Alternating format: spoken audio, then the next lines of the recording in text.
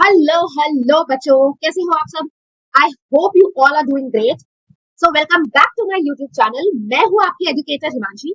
और आज जिस चैप्टर के बारे में हम डिस्कस करेंगे वो बहुत ज्यादा इंटरेस्टिंग होने वाला है। चलिए, तो आज के चैप्टर का नाम है माइक्रोब्स इन ह्यूमन वेलफेयर। तो चलिए शुरू करते हैं। चलो, माइक्रोब्स। सबसे पहली बात तो कि माइक्रोब्स क्या होते हैं। ये व्हाट इज माइक्रोब्स, ये जो माइक्रोब्स वर्ड लिखा है इसका मतलब क्या होगा। चलिए, पहली बात तो माइक्रोब्स को हम क्या बोल सकते हैं। माइक्रोब्स को हम माइक्रो ऑर्गेनिजम्स बोल सकते हैं। ठीक बात। माइक्रोब्स को हम माइक्रो ऑर्गेनिजम्स भी बोल सकते हैं। चलिए, अब ये माइक्रो ऑर्गेनिजम्स है तो ये काफी छोटे छोटे छोटे पार्टिकल्स होंगे। इनका नेचर कैसा होगा, इनका साइज कैसा होगा, काफी छोटा होगा। चलिए, अब what is the first thing that comes to your mind जब आप माइक्रोब्स वर्ड नाम सुनते हैं।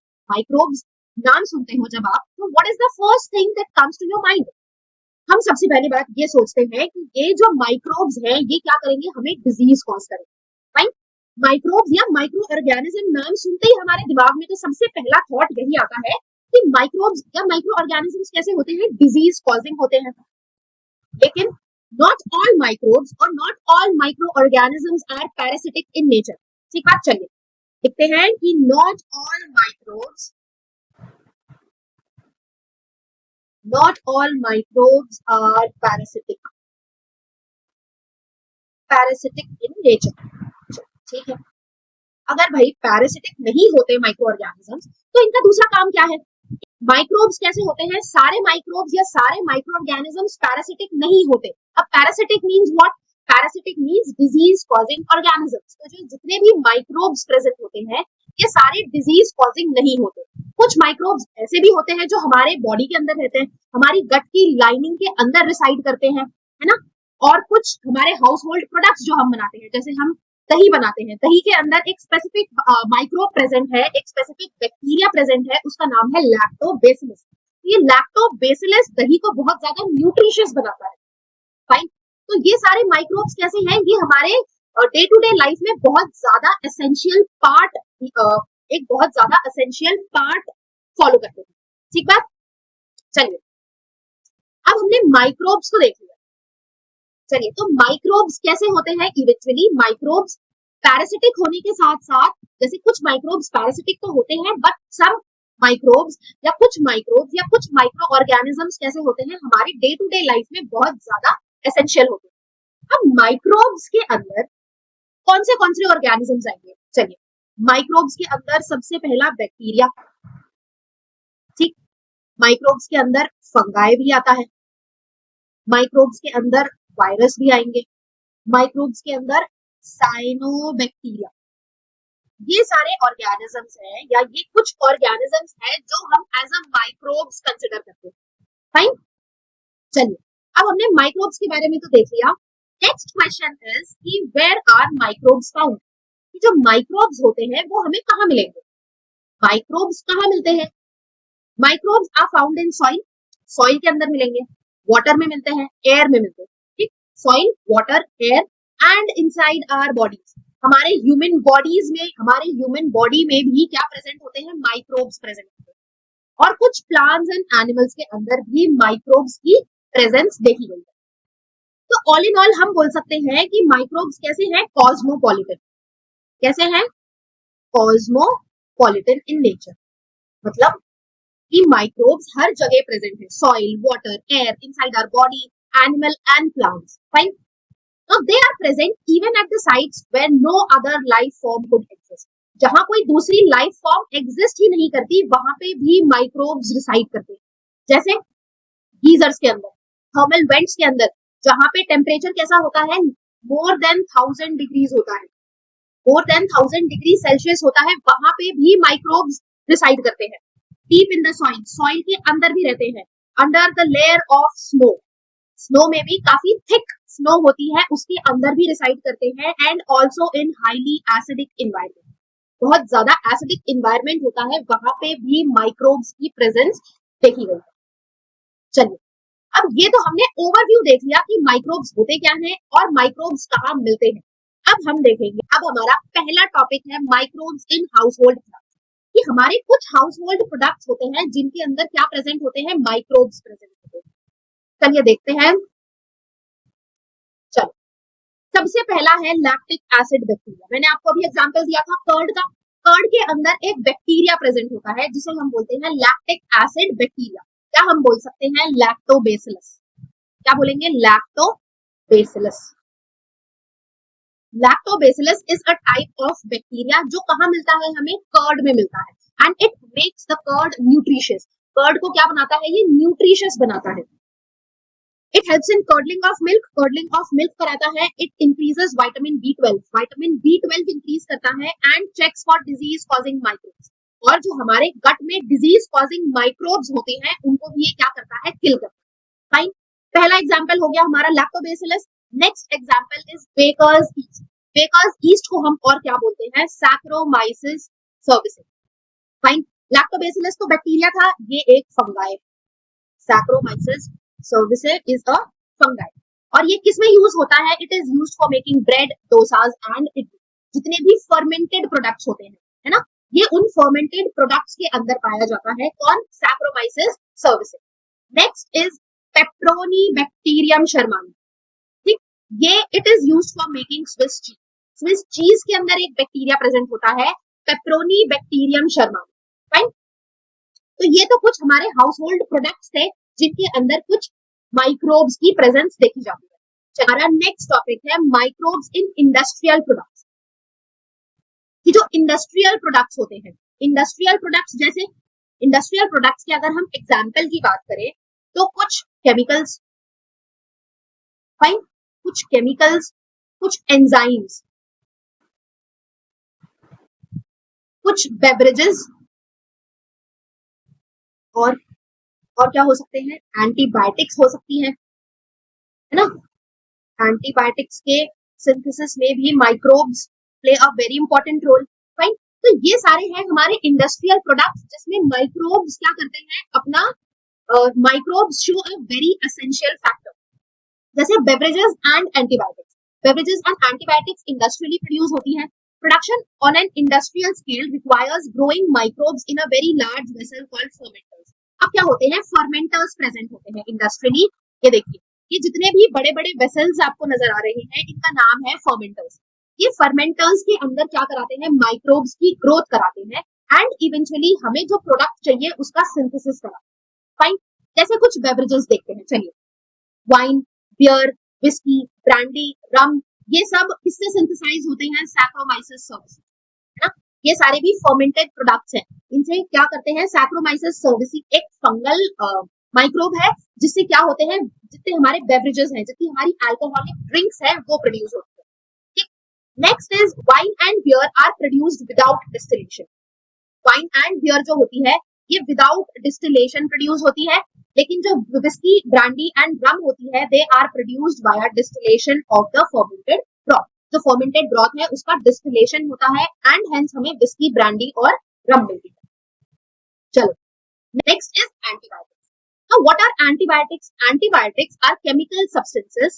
Antibiotics क्या होते हैं, कुछ chemical substances होते हैं which are produced by some microbes and kill or retard the growth of other disease causing microbes. चलिए, माइक्रोब्स को एंटीबायोटिक्स देखते हैं कि एंटीबायोटिक्स किसके थ्रू प्रोड्यूस हो रही है, माइक्रोब्स के थ्रू। ठीक, एंटीबायोटिक्स कौन प्रोड्यूस कर रहा है, माइक्रोब्स प्रोड्यूस कर रहे हैं। और ये किस पे जाके एक्ट कर रहे हैं, ये जाके एक्ट कर रही है disease causing microbes. Disease causing microbes, जो एंटीबायोटिक्स होती है जो माइक्रोब्स से सिंथेसाइज हो रही है, वो डिजीज कॉजिंग माइक्रोब्स को क्या करती है, न्यूट्रलाइज करती है, या जो डिजीज कॉजिंग माइक्रोब्स है उनको किल करती है, उनकी ग्रोथ को रिटार्ड कर देती है। फाइन, तो सबसे पहला एंटीबायोटिक जो हमें मिला था it was penicillin. Fine, the first discovered antibiotic was penicillin. Antibiotics have greatly improved our capacity to treat deadly diseases such as plague, whooping cough, जिसे हम काली खांसी भी बोलते हैं, diphtheria and leprosy. Right, antibiotics जो होती हैं वो किसको ट्रीट करने के काम आती है, वेरियस टाइप्स ऑफ डिजीजेस को क्योर करने के काम आती है, जैसे plague, whooping cough, diphtheria and leprosy. चलो, next industrially next industrial product हमारा है कुछ chemicals, enzymes and bioactive molecule. ठीक, चलिए एक करके देखते हैं कि जो सिट्रिक एसिड है, जो सिट्रिक एसिड है वो कहां से सिंथेसाइज हो रहा है? Aspergillus niger. Aspergillus niger is a type of fungi. Wait a second, क्या एस्परजिलस नाइगर क्या है? एक तरीके का फंगस है जो कि किसको प्रोड्यूस करने में हेल्प कर रहा है? सिट्रिक एसिड को। चलिए, नाउ एसिटिक एसिड कौन से बैक्टीरिया से प्रोड्यूस हो रहा है? Acetobacter aceti. Acetobacter aceti is a type of bacterium which produces acetic acid. Now butyric acid कौन produce कर रहा है? Clostridium botulinum. Again it is a type of bacterium और कौन produce कर रहा है butyric acid को? Clostridium botulinum. Now lactic acid तो हमने देख लिया, जो दही के अंदर जो एसिड प्रेजेंट होता है उसको हम बोलते हैं लैक्टिक एसिड। तो दही के अंदर कौन सा, कर्ड के अंदर कौन सा बैक्टीरियम मिलता है? Lactobacillus. Fine, again it is a type of bacteria. अब लाइपेजेस प्रेजेंट है। लाइपेजेस किसमें हेल्प करते हैं? डिटर्जेंट्स के अंदर प्रेजेंट होते हैं and helps in removing oily stains from the laundry. Fine, चलो कुछ और एग्जांपल्स देखते हैं, जैसे है pectinases and proteases. Next is pectinases and proteases. ये कहाँ यूज होती है? Bottled fruit juices. चलिए, आपने ये देखा है कि जो बॉटल्ड फ्रूट जूसेस होते हैं, जो हमें मार्केट में फ्रूट जूस मिलते हैं, जो बॉटल के अंदर पैक होते हैं, वो कैसे होते हैं? एकदम क्लियर होते हैं, उनके अंदर पल्प हमें यूजुअली देखने नहीं मिलता है ना। और घर में जो हम जो फ्रूट जूस निकालते हैं वो काफी पल्पी होता है, उसके अंदर थोड़े से फाइबर्स भी प्रेजेंट होते हैं। वाई जो मार्केट के अंदर हमें फ्रूट जूसेस मिलता है वो इतना क्लियर क्यों होता है, वो इतना होमोजेनस क्यों होता है? Due to the presence of pectinases and protein. चलिए दूसरा एक है streptokinase. The next is streptokinase. Streptokinase is obtained from bacterium streptococcus, है ना। Streptokinase is a type of antibiotic, या हम बोल सकते हैं एक मेडिसिन है जो कि क्या करती है? Removes clots from blood vessels. ये क्या करती है? क्लॉट्स को निकालती है फ्रॉम दी ब्लड वेसल्स, वो भी हार्ट की जो ब्लड वेसल्स होती है उनको क्लियर करने के काम आती है। Next is cyclosporin A. Cyclosporin A is a immunosuppressive agent और कौन से फंगस से डिराइव हुआ है? Trichoderma polysporum. जो साइक्लोस्पोरिन ए है वो कौन से फंगस से हमें मिला है? Trichoderma polysporum, and it is a type of immunosuppressive agent. Next is statins. Statins हमें किससे मिला है? एक ईस्ट से मिला है, मोनास्कस परप्यूलिस। फाइन, स्टैटिन क्या है? एक ब्लड कोलेस्ट्रॉल लोअरिंग एजेंट है। फाइन, जो हमें कौन से ईस्ट से मिला है, या हम बोल सकते हैं कौन से फंगाई से हमें मिला है? मोनास्कस परप्यूलिस। फाइन, ये कुछ एग्जांपल्स थे केमिकल्स, एंजाइम्स और कुछ बायोएक्टिव मॉलिक्यूल्स। चलो अब नेक्स्ट हमारा टॉपिक है माइक्रोब्स इन सीवेज ट्रीटमेंट। जो सीवेज होता है उसको ट्रीट करने के लिए भी माइक्रोब्स अपना इन्वॉल्वमेंट शो करते हैं। ठीक, अब पहली बात तो कि सूवेज क्या होता है? Sewage is nothing but waste water release from homes, industries और हॉस्पिटल। जो कि वेस्ट वाटर होता है जो हमारे घर से निकलता है, इंडस्ट्रीज, फैक्ट्रीज से निकलता है और हॉस्पिटल से निकलता है। ठीक, अब सूवेज के अंदर क्या क्या प्रेजेंट होता है? ऑर्गेनिक मैटर प्रेजेंट होगा, human waste, human excreta present होगा, पैथोजेनिक माइक्रोब्स। अब जो सीवेज होता है इसके अंदर पैथोजेनिक माइक्रोब्स प्रेजेंट होते हैं, इसके अंदर डिजीज कॉजिंग माइक्रोब्स प्रेजेंट होते हैं और कुछ केमिकल्स होते हैं और कुछ सस्पेंडेड पार्टिकल्स भी प्रेजेंट होते हैं। फाइन, अब हम सूवेज जो होता है, जितना भी वेस्ट वाटर होता है, हम उसको डायरेक्टली हमारे वाटर बॉडीज में रिलीज नहीं कर सकते, है ना। तो हमारा रिवर्स है, ओशंस है, लेक्स है, इसमें हम डायरेक्टली जितना भी हमारा सूवेज है हम उसे रिलीज नहीं कर सकते। बाय, क्योंकि उसके अंदर ह्यूमन एक्सक्रीटा होता है, उसके अंदर पैथोजेनिक माइक्रोब्स होते हैं, उसके अंदर अलग अलग टाइप्स ऑफ केमिकल्स होते हैं। तो अगर हम उसे रिलीज कर देंगे तो it will cause a variety of diseases, है ना। बहुत ज्यादा हार्मफुल हो जाएगा वो एनिमल्स, प्लांट्स और ह्यूमंस के लिए जो भी उस वाटर को यूज करता है। तो हम सीवेज को, जो हमारा सीवेज वाटर है या फिर जितना भी हमारा वेस्ट वाटर है, उसको रिलीज करने से पहले, उसे डिस्चार्ज करने से पहले उस सीवेज वाटर को हम ट्रीट करते हैं। फाइन, बड़ी बड़ी फैक्ट्रीज में क्या होता है? इसका ट्रीटमेंट होता है, इसको पहले हम ट्रीट करते हैं, इसके अंदर जितने भी केमिकल्स और पैथोजेनिक माइक्रोब्स होते हैं वो क्या करते हैं? उनको हम निकालते हैं, उनको हम ट्रीट करते हैं और फिर जितना भी वाटर होता है उसको हम रिलीज करते हैं इनटू आवर वाटर बॉडीज। तो अब भाई जो ट्रीटमेंट होता है वो कैसे होता है? ट्रीटमेंट सबसे पहला 2 स्टेप में होता है। ठीक, first is primary treatment, first step is primary treatment और सेकेंड स्टेप है हमारा सेकेंडरी ट्रीटमेंट। तो प्राइमरी ट्रीटमेंट क्या होगा? प्राइमरी ट्रीटमेंट को हम फिजिकल ट्रीटमेंट भी बोलते हैं। ठीक, primary treatment is physical treatment और जो हमारा सेकेंडरी ट्रीटमेंट होता है इसको हम बायोलॉजिकल ट्रीटमेंट भी बोलते हैं। फाइन। तो what is primary treatment? Primary treatment में क्या होता है? Physical removal of particles by sedimentation and filtration. अब हम क्या करेंगे? सेडिमेंटेशन एंड फिल्ट्रेशन करेंगे। फिल्ट्रेशन से जितने भी सस्पेंडेड पार्टिकल्स होते हैं, जितने भी बड़े बड़े पार्टिकल्स होते हैं, वो फिल्टर आउट हो जाएंगे। सेडिमेंटेशन से क्या होगा? ये देखिए, इतने बड़े बड़े वेसल्स प्रेजेंट होते हैं जिसके अंदर हमारा पूरा वेस्ट वाटर प्रेजेंट होता है ना। ड्यू टू सेडिमेंटेशन क्या होगा कि जितना भी हमारा सस्पेंडेड पार्टिकल होगा, है ना, जितने भी सस्पेंडेड पार्टिकल होगा या जितना भी हमारा वेस्ट होगा, वो सब नीचे आके एक्यूमुलेट हो जाएगा, है ना। और ये जो एक्यूमुलेटेड वेस्ट है, जो नीचे आके बॉटम पे आके सेटल हो गया due to its heavy weight, right, उसको हम क्या बोल देंगे? उसको हम बोल देते हैं, चलिए, जितना भी हमारा वेस्ट है जो नीचे आके सेटल हो जाता है, उसे हम क्या बोल देते हैं? Primary sludge. फाइन, उसे हम क्या बोल देंगे? Primary sludge. और जितना भी वाटर है ना, जितना भी वाटर बचा है ऊपर, या फिर हम बोल सकते हैं जितना भी इफ्लुएंट बचा है, इसको हम क्या बोल देते हैं? Primary effluent. फाइन। अब जितना भी इफ्लुएंट बचा है, जितना भी वाटर है, उसको हम क्या बोल देते हैं? Primary effluent. और ये अब सेकेंडरी ट्रीटमेंट के लिए फर्दर पास होता है। फाइन। नाउ प्राइमरी ट्रीटमेंट में सेकंड पॉइंट देखते हैं कि all solids that settle form the primary sludge. जितना भी सॉलिड नीचे सेटल हो गया उसको हमने बोल दिया primary sludge. And the supernatant forms the effluent. और जितना भी सुपरनेटेंट है, जितना भी वाटर कलेक्ट हुआ है, उसको हम क्या बोल देंगे? Primary effluent. अब देखते हैं secondary treatment. Now what is secondary treatment? Passing of primary effluent through large aeration tanks and air is pumped into. अब जितना भी प्राइमरी इफ्लुएंट है, इसको हम फर्दर क्या करेंगे? दूसरे एरिएशन टैंक्स में भेजेंगे, दूसरे एरिएशन टैंक्स में पास करेंगे, और इसमें एयर पंप होगा, है ना। इसके अंदर ऑक्सीजन क्या होती है? ऑक्सीजन अब इसके अंदर सप्लाई होगी। चलिए, अब ऑक्सीजन सप्लाई होने के बाद क्या होगा? Vigorous growth of useful aerobic microbes into flocs. अब जैसे ही इसके अंदर ऑक्सीजन का सप्लाई होता है, जैसे ही इन टैंक्स के अंदर एयर पंप होती है, फिर क्या होता है? इनके अंदर विग्रस ग्रोथ होती है, बहुत ज्यादा ग्रोथ देखी जाती है of aerobic microbes. Aerobic microbes क्या होते हैं? जो कि ऑक्सीजन की प्रेजेंस में अपनी ग्रोथ शो करते हैं। फाइन। जिनके लिए ऑक्सीजन इज वेरी इंपॉर्टेंट, जिनके लिए ऑक्सीजन यूजफुल है फॉर देयर ग्रोथ। अब एरोबिक माइक्रोब्स क्या करेंगे? उनकी ग्रोथ होगी और they develop into flocs. Fine. Aerobics vigorous growth of useful aerobic microbes into flocs. अब क्या होगा? What is floc? जितने भी बैक्टीरिया है, बैक्टीरिया का एसोसिएशन विद फंगल हाइफे, उसको हम बोल देते हैं फ्लॉक्स। चलिए देखते हैं कि फ्लॉक क्या होता है? बैक्टीरिया प्लस फंगल हाइफे, इनके एसोसिएशन को हम क्या बोल देते हैं? फ्लॉक। ठीक, bacteria in association with fungal hyphae, उसको हम बोल देते हैं फ्लॉक्स।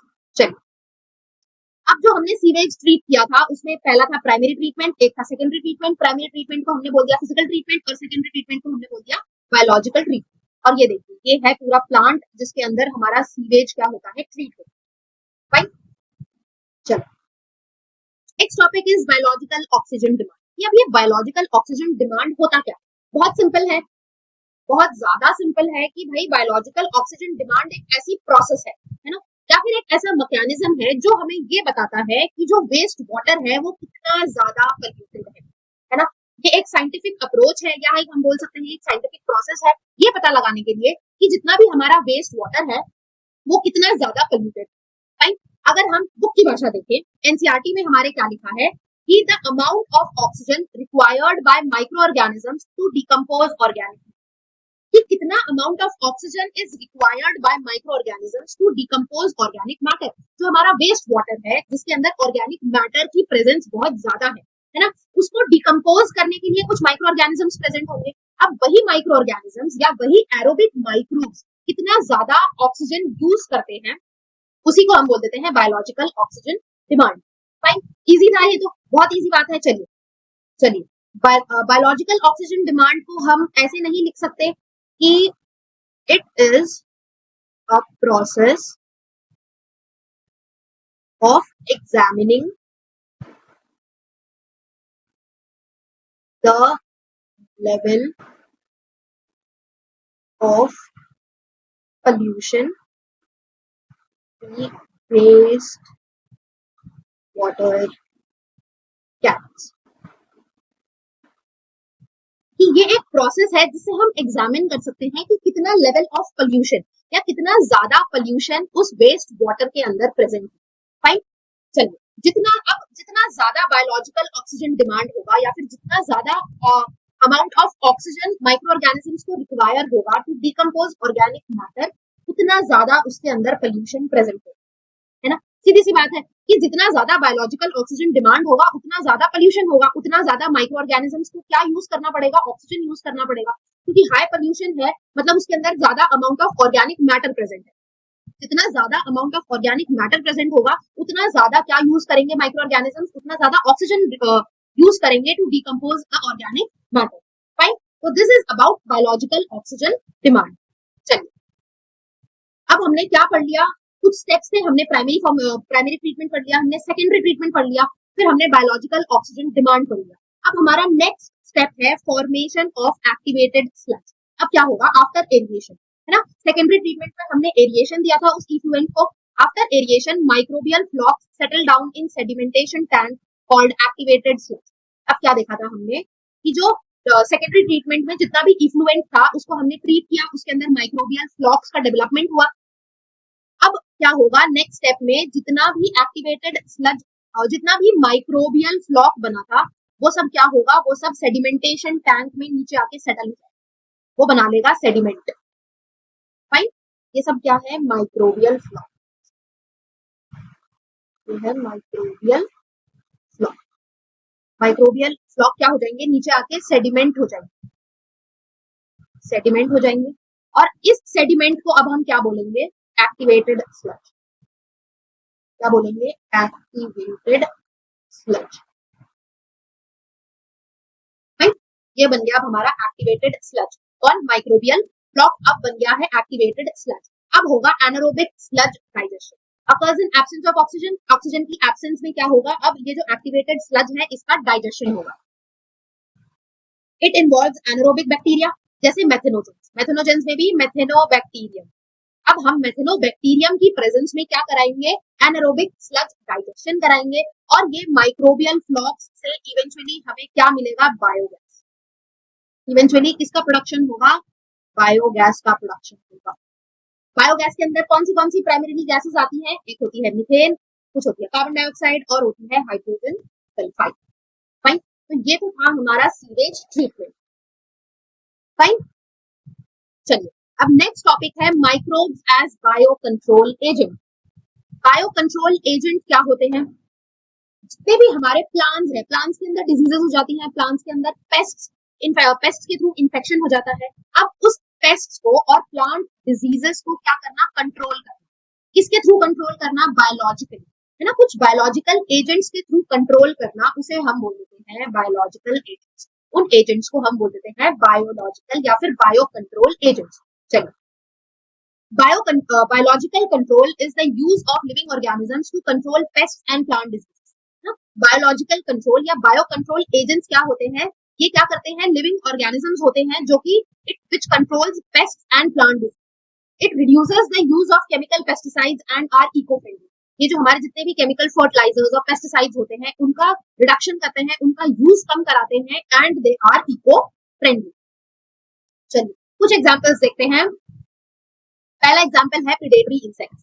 चलिए, जिन कुछ प्लांट्स के अंदर लेडी बर्ड प्रेजेंट होती है. ये देखिए लेडी बर्ड है रेड एंड ब्लैक कलर की. ये लेडी बर्ड बीटल किस पे फीड करती है, एफिड्स पे, है ना? ये प्लांट पेस्ट्स हैं. ये जो एफिड्स हैं ये क्या है, प्लांट पेस्ट है. और जहां पे एफिड्स प्रेजेंट होते हैं वहां पे यूजुअली हमें क्या देखने मिलती है, लेडी बर्ड बीटल्स देखने मिलती है. Why? Because the lady bird beetle feeds on aphids.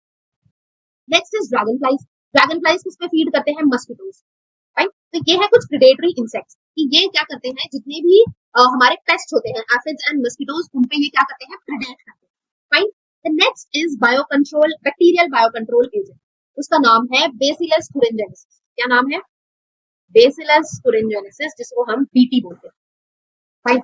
ये बेसिलस thuringiensis पहली बात तो एक बैक्टीरिया है. It is a gram positive bacteria used to control butterfly caterpillars. Butterfly caterpillars पे ये फीड करते हैं या फिर इनको कंट्रोल करते हैं. क्या होता है, जितने भी बीटी बैक्टीरियम होते हैं, है ना, ये जो बेसिलस thuringiensis होते हैं ये स्पोर्स की फॉर्म में प्रेजेंट होते हैं, है ना, स्पोर्स की फॉर्म में प्रेजेंट होते हैं and they are mixed with water and spread on plants. Water के साथ हम इसे मिक्स करते हैं और प्लांट्स पे स्प्रे करते हैं। कौन से प्लांट्स पे? ब्रासिका एंड फ्रूट ट्रीज, जहाँ पे क्या देखने मिलते हैं, जहाँ पे बटरफ्लाई कैटरपिलर्स की प्रेजेंस होती है, उन प्लांट्स पे जाके हम इनका मिक्सचर क्या कर देते हैं, स्प्रे कर देते हैं। अब फीड कैसे करते हैं, कैसे उन पेस्ट का एलिमिनेशन होता है, देखते हैं मोड ऑफ एक्शन। जो इंसेक्ट लार्वा होता है, जो कैटरपिलर होते हैं, दे ईट द स्प्रेड लीव्स, ठीक है, उस लीव्स पे अब हमने क्या आ चुके हैं, वो जो स्प्रे था स्पोर्स और वाटर का वो हमने स्प्रे कर दिया। अब उन लीव्स को कौन खा रहा है, इंसेक्ट लार्वा, जो कैटरपिलर है वो उन लीव्स पे फीड कर रहा है। तो BT toxin is release in the larval gut. अब जब लार्वा वो फीड जो प्लांट्स है, जो लीव्स है, उनको फीड करता है, तब उनकी गट में जाके एक टॉक्सिन रिलीज होता है जिसका नाम है BT toxin. BT toxin release होता है और ये टॉक्सिन किसको डिस्ट्रॉय करता है, उनकी गट की लाइन, जिसकी वजह से इवेंचुअली जो लार्वा है वो क्या हो जाता है, एलिमिनेट हो जाता है, न्यूट्रलाइज हो जाता है, the larva eventually dies. Fine. तो ये तो था मोड ऑफ एक्शन किसका, bacillus thuringiensis। Next is fungal bio control agent, कि फंगस के थ्रू, फंगस भी एक बायो कंट्रोल एजेंट की तरह काम करता है, उसका नाम है ट्राइकोडर्मा। ट्राइकोडर्मा कैसा है, एक फंगल बायो कंट्रोल एजेंट है। इसमें क्या होता है, a free living fungus present in the root system. Free living fungus है, किसी के एसोसिएशन में नहीं मिलता, और कहाँ पे प्रेजेंट होता है, रूट्स में प्रेजेंट होता है। Acts as a bio control agent against plant pathogen. जो हमारे सॉइल के अंदर जो रूट्स को इन्फेक्ट करने वाले पैथोजेंस होते हैं, वो क्या करता है, उनके अगेंस्ट ये काम करता है, ठीक। कौन, trichoderma. Next is viral biological agent. Viral biological agent में हम देते हैं बैक्टीरियोवायरस को, है ना। Bacteriovirus is a virus that infect insects and arthropods. ये किस पे फीड करता है या किसको इन्फेक्ट कर देते हैं, इंसेक्ट्स और आर्थ्रोपोड्स को। और बैक्टीरियोवायरस में भी एग्जांपल देखते हैं न्यूक्लियो पॉलीहेड्रोवायरस, राइट, एनपीवी, न्यूक्लियो पॉलीहेड्रोवायरस, ठीक। ये कैसा है, वायरल बायो कंट्रोल एजेंट है। चलिए next is microbes as bio fertilizers. Next topic है हमारा माइक्रोब्स एज बायो फर्टिलाइजर्स। कुछ केमिकल फर्टिलाइजर्स होते हैं, कुछ बायो फर्टिलाइजर्स होते हैं। चलिए, the main source of bio fertilizers are bacteria, fungi and cyanobacteria. ये केमिकली डिराइव्ड फर्टिलाइजर्स नहीं होते, ये कैसे होते हैं, बायोलॉजिकल डिराइव्ड। ये क्या होते हैं, लिविंग ऑर्गेनिजम्स होते हैं, जैसे बैक्टीरिया, फंगाई एंड साइनोबैक्टीरिया, इसीलिए हम इन्हें बोल देते हैं बायो फर्टिलाइजर। राइट। चलिए एग्जांपल देखते हैं bacteria, fungi and cyanobacteria. Bacteria का एग्जांपल है, first of all bacteria symbiotic भी हो सकते हैं एंड फ्री लिविंग हो सकते हैं, किसी के साथ एसोसिएशन में भी मिल सकते हैं। किसके साथ एसोसिएशन में मिलते हैं, जो हमारे रूट नोड्यूल्स होते हैं उनके साथ एसोसिएशन में मिलते हैं। जो लेग्यूम्स होते हैं, फाइन, बीज के जो लेग्यूम्स होते हैं उनके रूट के साथ एसोसिएशन शो करते हैं। और कौन सा बैक्टीरिया शो करता है, राइजोबियम। सिम्बायोटिकली कौन सा बैक्टीरिया प्रेजेंट है, राइजोबियम। फ्री लिविंग कौन सा बैक्टीरिया प्रेजेंट है, एजोस्पाइरलम एंड एजोबैक्टर। ये क्या करते हैं, दे फिक्स एटमॉस्फेरिक नाइट्रोजन। और नाइट्रोजन जो यूजेबल फॉर्म, जो एटमॉस्फेयर में नाइट्रोजन प्रेजेंट होती है वो N2 के फॉर्म में प्रेजेंट होती है, ये प्लांट्स यूज नहीं कर सकते। इस this form of nitrogen is not usable bye the plants. अब प्लांट्स कौन से नाइट्रोजन को यूज कर सकते हैं, कौन सा फॉर्म ऑफ नाइट्रोजन यूज कर सकते हैं, प्लांट्स यूज कर सकते हैं नाइट्राइट एंड नाइट्रेट की फॉर्म। अब ये फॉर्म कौन बनाता है, ये है ना, जितने भी बैक्टीरिया होते हैं, जितने भी राइजोबियम, एजोस्पाइरलम, एजोबैक्टर, ये जो बैक्टीरिया होते हैं ये क्या करते हैं, सॉइल के अंदर इस फॉर्म ऑफ नाइट्रोजन को, इस फॉर्म ऑफ नाइट्रोजन को अनयूजेबल फॉर्म से यूजेबल फॉर्म ऑफ नाइट्रोजन में कन्वर्ट करते हैं। And this type of nitrogen is used by the plants. अब सॉइल से क्या रूट्स के थ्रू अब्सॉर्ब होगा नाइट्रेट एंड नाइट्राइट, और ये क्या करते हैं, enrich the nitrogen content in the soil. Soil के अंदर दिस टाइप ऑफ नाइट्रोजन की प्रेजेंस ये बढ़ाते हैं। Fine. Next is fungi. Fungi में ट्राइकोडर्मा। ट्राइकोडर्मा क्या करता है, अभी हमने देखा था कि it acts as a bio control agent, है ना। बायो कंट्रोल एजेंट तो इंसेक्ट्स और आर्थ्रोपोड्स की फीड करता ही करता है। And it also absorbs phosphorus, shows resistance to root borne pathogens. जो रूट के अंदर पैथोजेंस प्रेजेंट होते हैं, आर्थ्रोपोड्स और इंसेक्ट्स, उनको न्यूट्रलाइज भी करता है, उनके अगेंस्ट रेजिस्टेंस भी शो करता है। And it also shows tolerance to salinity and drought. जो एडवर्स इफेक्ट हो जाते हैं, जब सैलिनिटी और ड्राउट आ जाती है, तब भी ट्राइकोडर्मा क्या करता है, प्लांट्स को टॉलरेंस प्रोवाइड कराता है, फास्फोरस का अब्जॉर्प्शन कराता है और रूट बॉर्न पैथोजेंस के थ्रू रेजिस्टेंस शो करता है। Fine. Next is cyanobacteria. Cyanobacteria examples हैं एनाबेना, नोस्टॉक एंड ऑसिलेटोरियम। ये भी क्या करते हैं, एटमॉस्फेरिक नाइट्रोजन को फिक्स करते हैं and usable form of nitrogen, nitrate and nitrogen. Now in paddy fields they serve as bio fertilizer. Paddy fields जो राइस फील्ड्स होती हैं उसके अंदर ये एज अ बायो फर्टिलाइजर का काम करते हैं। अब blue green algae increases soil fertility and adds organic. जो ब्लू ग्रीन एल्गी होती है, it is a type of cyanobacteria, वो क्या करती है, सॉइल की फर्टिलिटी इंक्रीज करती है और ऑर्गेनिक मैटर जो होता है उसका क्या करती है, ऑर्गेनिक मैटर को और ऐड करती है, फाइन, उसकी कंसेंट्रेशन ज्यादा बढ़ाती है। चलो, तो आई गेस ये हमारा लास्ट टॉपिक था। Yes, this was about microbes in human welfare. I hope आपको मेरी क्लास समझ आ गई होगी। अगर आपको मेरी क्लास अच्छी लगी हो तो please do like, comment, share and subscribe to my YouTube channel. Thank you so much for your time.